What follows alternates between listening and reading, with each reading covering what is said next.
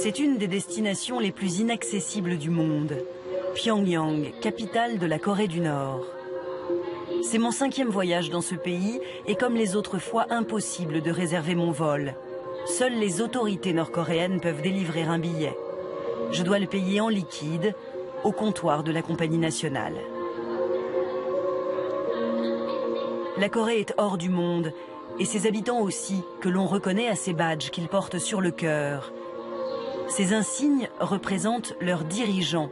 Toute la population a l'obligation de les porter. À bord de l'avion, aucun journal ou film au choix.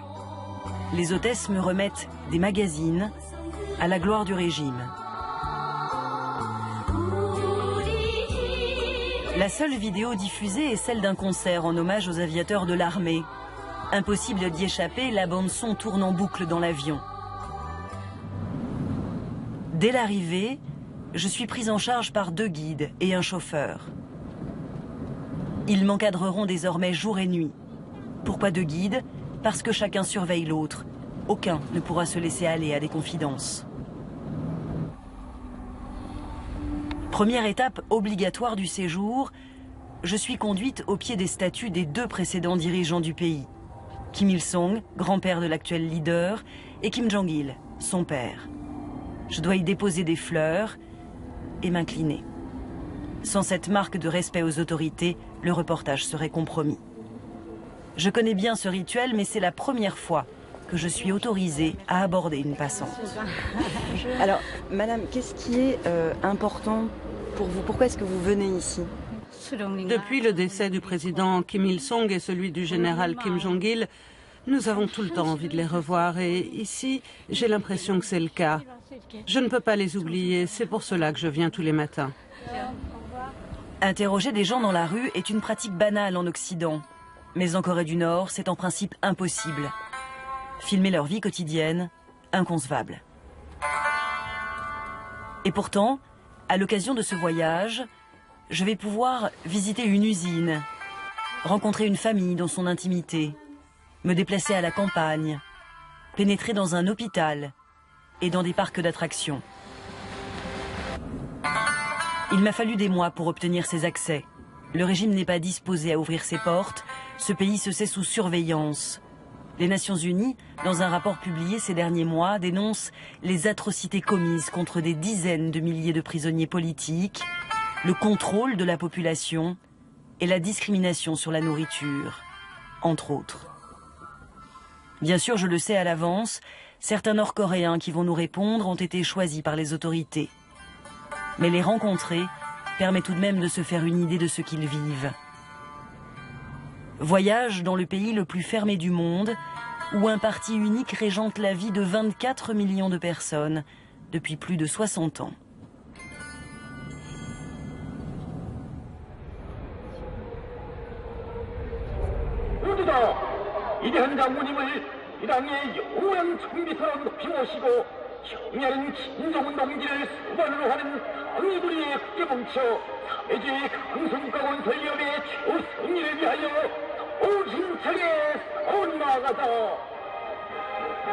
C'est ma première journée. Dès 6 heures du matin, je suis réveillée par ces slogans révolutionnaires. Des camionnettes les diffusent chaque jour sous les fenêtres de mon hôtel et partout dans le pays. Les Nord-Coréens partent au travail en musique, mais aucun d'entre eux n'a choisi son métier. C'est l'État qui, selon ses besoins, attribue une fonction à chacun. Ma première visite est celle de cette usine de Pyongyang, où les ouvrières fabriquent les vêtements fournis à la population. Ici, le régime habille tout le monde. Il attribue aussi les logements, distribue la nourriture et verse un tout petit salaire. Impossible d'ailleurs de savoir à combien il s'élève. 8500 femmes travaillent dans cette fabrique, mais je ne peux en interroger qu'une seule. Elle a été sélectionnée, la meilleure de toutes, désignée héroïne du travail. Je m'appelle Moon Kang-soon. J'ai 32 ans et cela fait 16 ans que je travaille dans cette usine. Cette usine a été visitée par les 3 générations de nos dirigeants. Et il y a eu 16 héroïnes du travail. Donc moi aussi, j'ai voulu travailler ici et ainsi faire plaisir à nos leaders. Faire plaisir aux leaders, cette expression, je vais l'entendre tout au long de mon séjour. Une sorte d'obsession.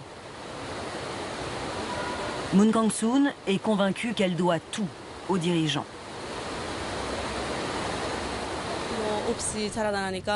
Je suis orpheline.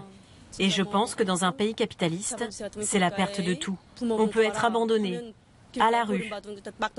Ici, grâce à l'amour de notre parti et de notre général qui prend soin des gens, je m'en suis sortie. Il n'y a pas de mendiants en Corée, ça n'existe pas? Non, cela n'existe pas. Le gouvernement prend tout le monde en charge.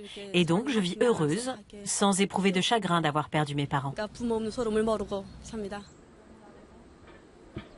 Moon Kang-soon est orpheline, mais heureuse, dit-elle. La propagande répète sans cesse à la population qu'elle vit dans un monde parfait. Mais les Nord-Coréens ne connaissent rien d'autre.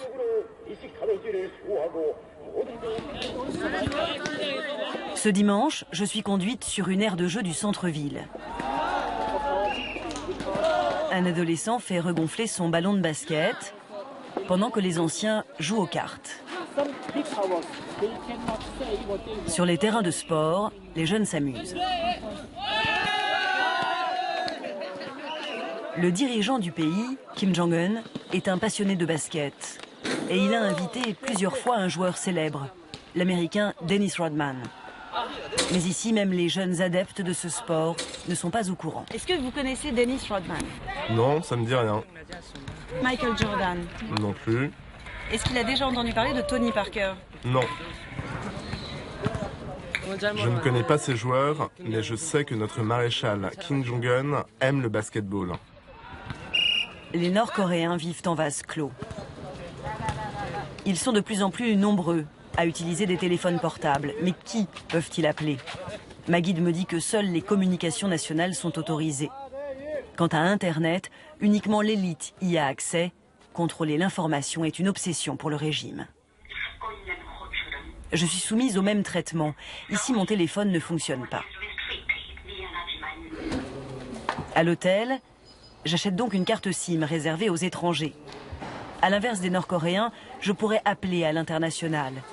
En revanche, impossible de composer des numéros locaux. Par exemple, je ne peux pas appeler ma guide, qui elle non plus ne peut me joindre. Bref, tout est fait pour qu'aucun Nord-Coréen ne puisse échanger avec un étranger. Le régime décide aussi du lieu de résidence de la population. Les plus fidèles sont favorisés. Comme Moon Kang-soon, l'ouvrière, qui habite dans un de ces immeubles. Je suis autorisée à me rendre chez elle pour la soirée. Dans ces bâtiments également, tout le monde a une fonction. Cette femme, par exemple, est responsable de l'ascenseur.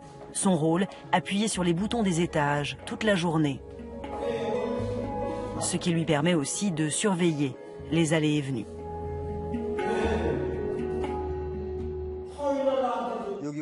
C'est le mari de Moon Kang-soon qui me fait visiter leur appartement. Nous avons emménagé dans ce nouvel appartement le 12 juillet 2012.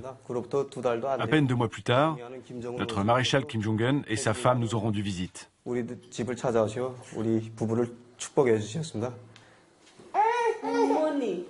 Une famille modèle. Mais comme tout le monde ici, sa vie est écrite par le régime. Le destin de leur fils est donc tout tracé. Il posera en costume de marié devant les célèbres statues et il passera 10 ans de sa vie au service militaire.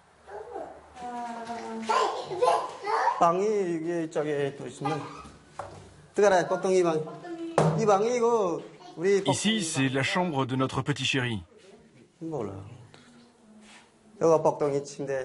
Ici, c'est son lit. Ça, ce sont des cadeaux qui ont été offerts par le maréchal à notre fils. C'est ta chambre ici, mon cœur. C'est à qui cet uniforme? C'est celui de notre fils.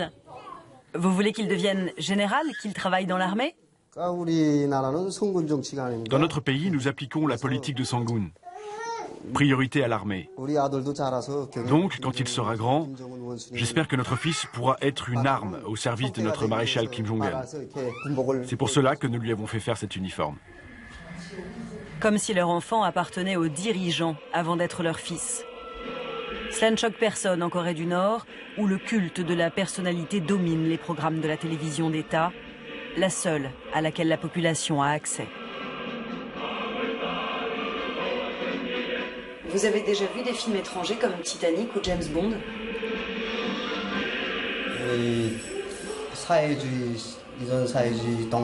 La plupart des films étrangers qui sont diffusés à la télévision sont des films de l'ancien bloc soviétique. À nos yeux, les films capitalistes sont obscènes. Les films socialistes, eux, nous correspondent, nous ressemblent. La télévision ne diffuse jamais des films américains pourris ou de films japonais et sud-coréens que l'on n'aime pas, que nous ne voulons pas regarder.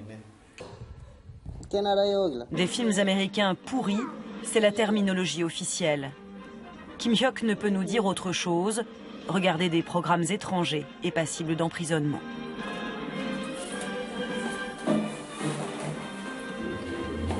Dans la cuisine, Moon Kang-soon prépare le dîner. L'eau courante ne fonctionne que rarement. Elle doit puiser dans sa réserve. La nourriture qu'elle prépare, c'est le parti qui la lui a fournie.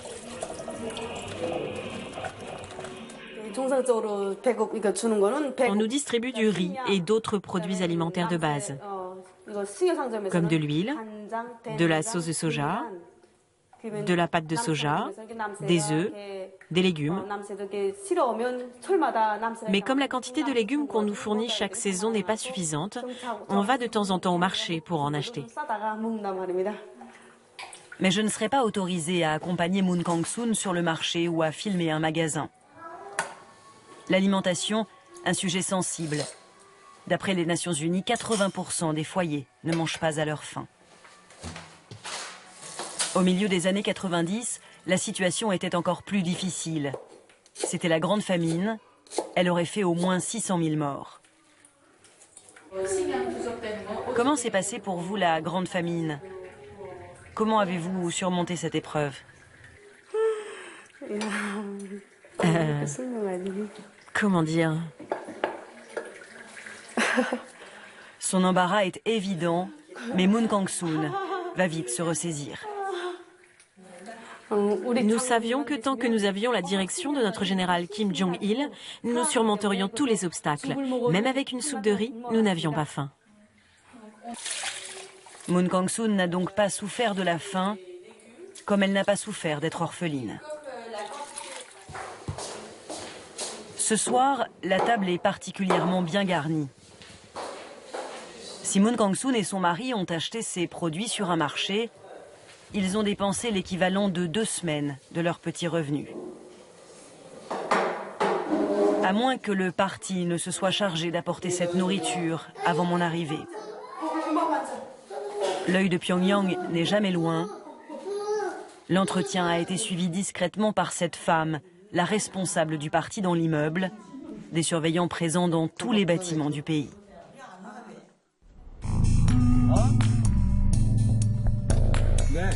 Le contrôle des citoyens est étendu à tous les domaines.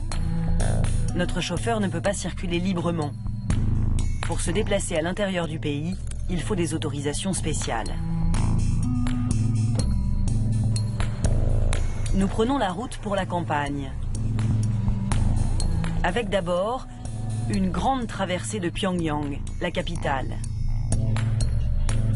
Ces dernières années, la ville s'est transformée. Des bâtiments flambant neufs sont sortis de terre. De grands espaces verts ont été créés.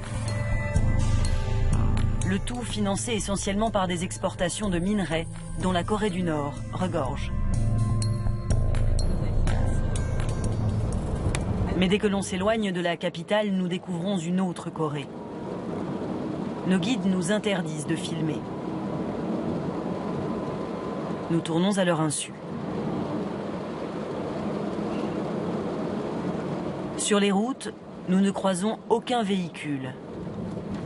Faute de carburant, la population se déplace à vélo ou à pied sur des dizaines de kilomètres. Dans la campagne, nous croisons des charrues à bœufs. Les routes sont chaotiques, poussiéreuses.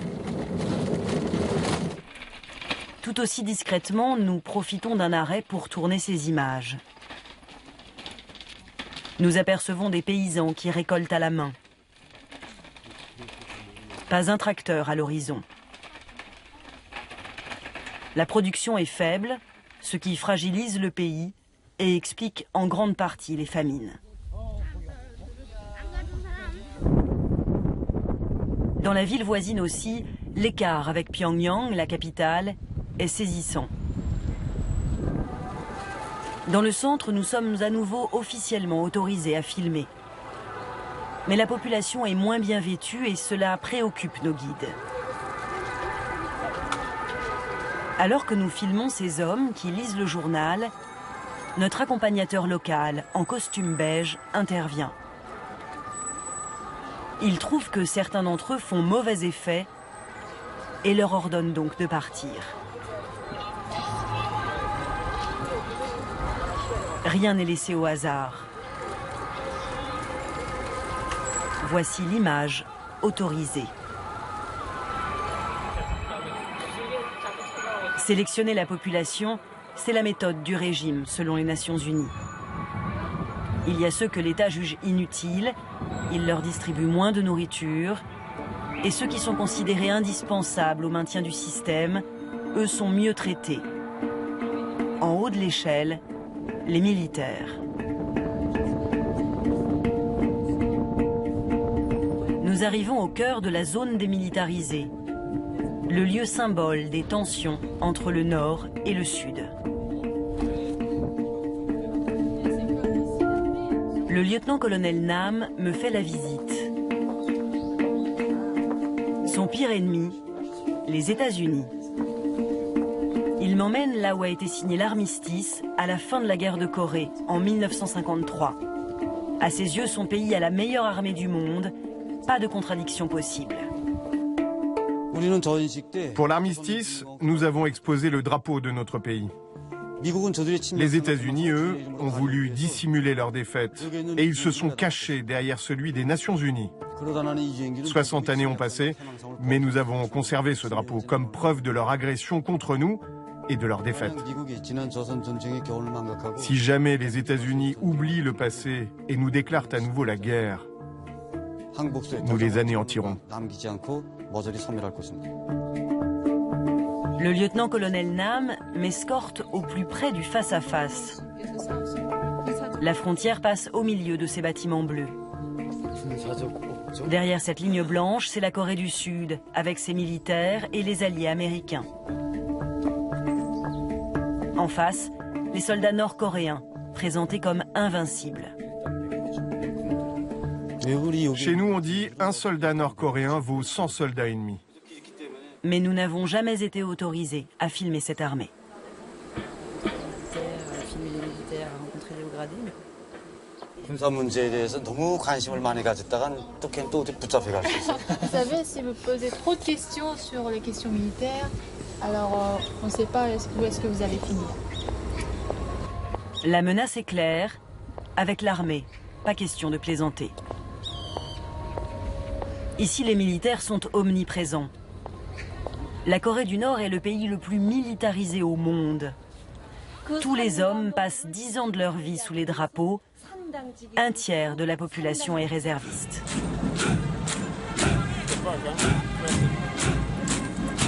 La seule fois où j'ai pu officiellement approcher l'armée, c'était lors d'un précédent voyage, à l'occasion d'une gigantesque parade.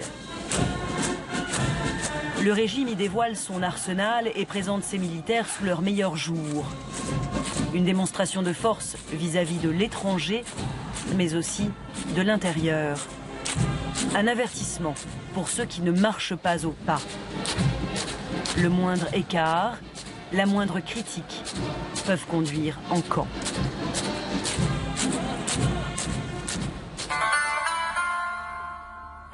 Des camps répertoriés sur cette carte et ces photos satellites fournies par l'ONU. Ces éléments pourraient permettre à la communauté internationale de poursuivre le régime pour crimes contre l'humanité. Pas de photos des camps, mais ces dessins réalisés par d'anciens prisonniers réfugiés au sud. Les détenus subiraient des tortures régulières. La privation de nourriture contraindrait les prisonniers à manger des rats et des serpents. Des femmes subiraient des avortements forcés.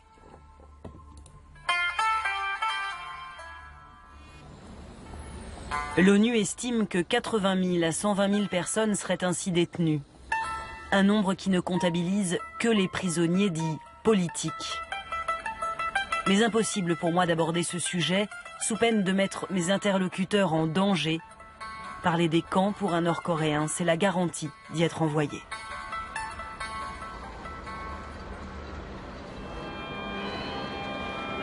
Mes guides préfèrent me montrer cet hôpital flambant neuf, inauguré il y a 2 ans. Dans ce pays où tout le monde est forcément heureux, même les enfants malades trouvent la force de remercier le régime.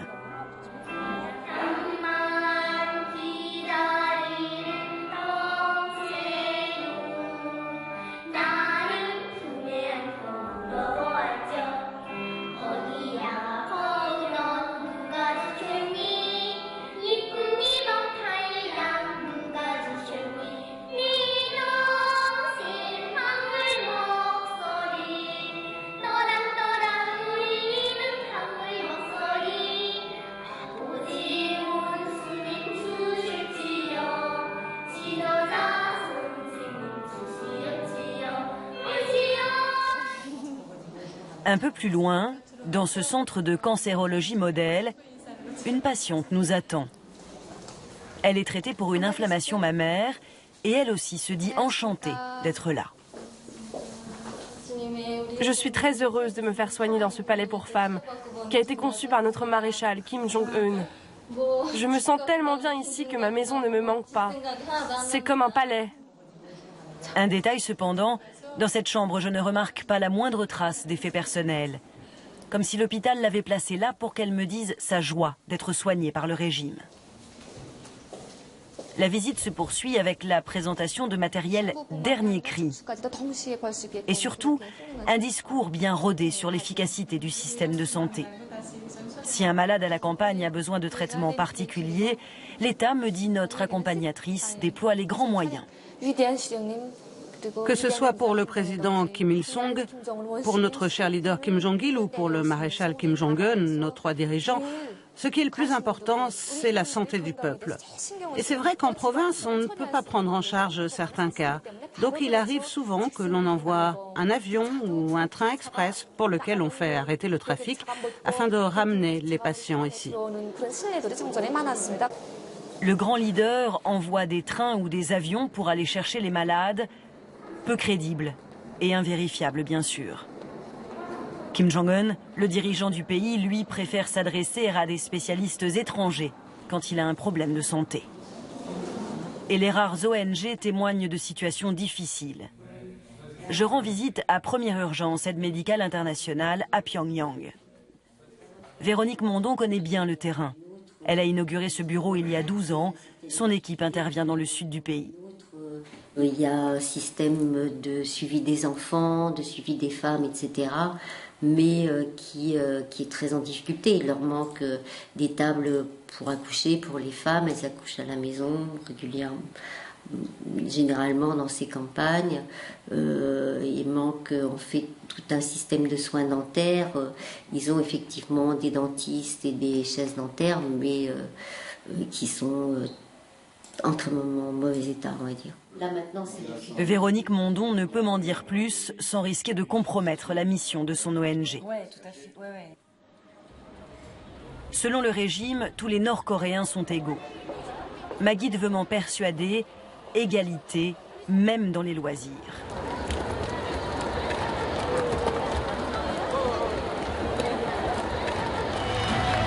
Chaque dimanche, le delphinarium de Pyongyang fait salle comble.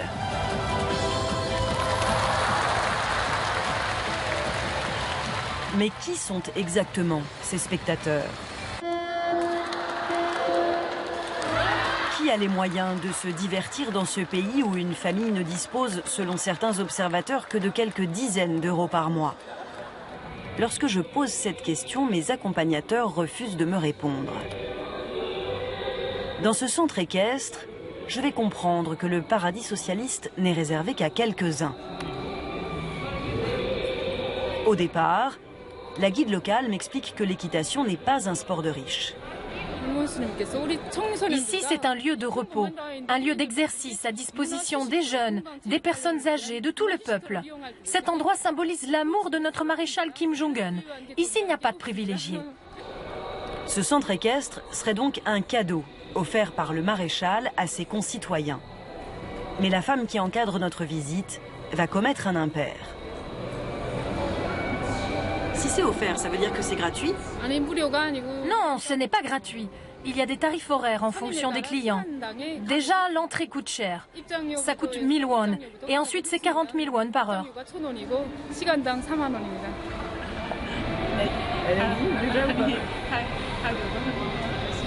Ma guide corrige le tir.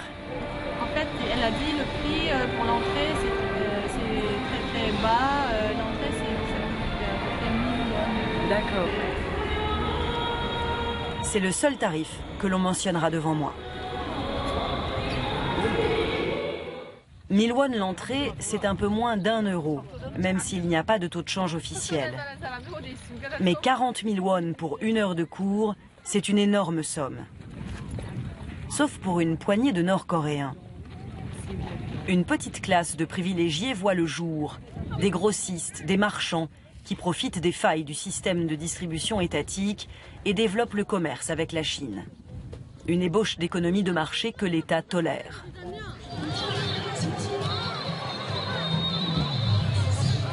C'est mon dernier jour en Corée du Nord. Le pays célèbre l'anniversaire du parti. Je demande à voir ce que font les habitants de Pyongyang à cette occasion et je suis conduite sur cette colline. Là, je peux observer ceux qui, peut-être un jour, menaceront le régime. Ces privilégiés peuvent-ils jouer un rôle au-delà de l'économie? Ils se déplacent davantage et ont donc plus d'accès à l'information. Est-ce d'eux que viendra le changement?